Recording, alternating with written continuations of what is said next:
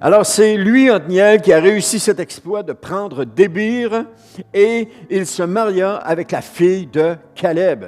Othniel vient d'une famille de conquérants. Et la même chose pour nous. On est dans une famille de conquérants.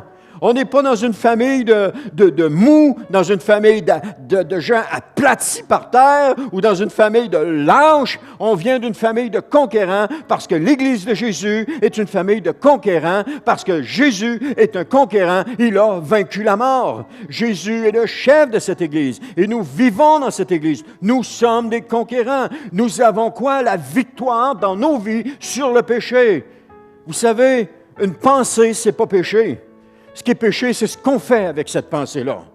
Lorsqu'il devient une pensée d'adultère, et si tu la caresses, tu l'entoures, tu la médites, et puis tu te proposes d'agir dans ce sens-là, ça, c'est péché. Mais la pensée en elle-même n'est pas péché, parce que Satan se sert de nos pensées. La seule porte ouverte que Satan a pour nous attaquer, ce sont nos pensées. Et ce qu'on fait avec nos pensées, c'est ça qui est péché. Alors à ce moment-là, on a la victoire sur Satan. Comment je fais pour lutter avec ces pensées-là? Je prie en langue. Je vais le répéter, je prie en langue. Il y en a qui n'aiment pas ça, mais gloire à Dieu, c'est une puissance pour nous de prier en langue et puis de vaincre l'ennemi. Et ça marche. Ça marche.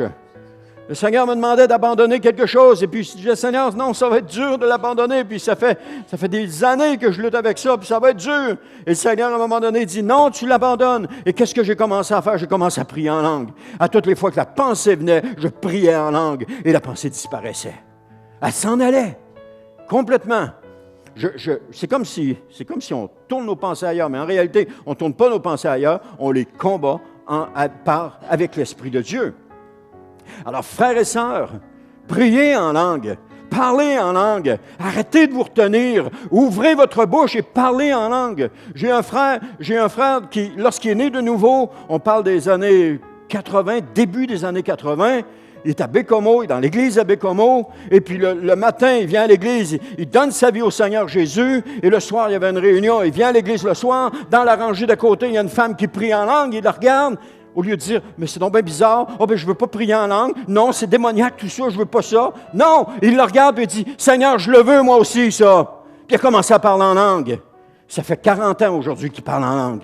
Ça fait 40 ans qu'il est baptisé du Saint-Esprit et qu'il parle en langue. Et ça fait 40 ans qu'il vit des victoires les unes après les autres avec le Seigneur Jésus. Alors ça me fâche tellement. Dans l'Église aujourd'hui, on n'est plus des guerriers. On est rendu tellement mou. Et qu'est-ce qu'on fait? On s'astine les uns avec les autres.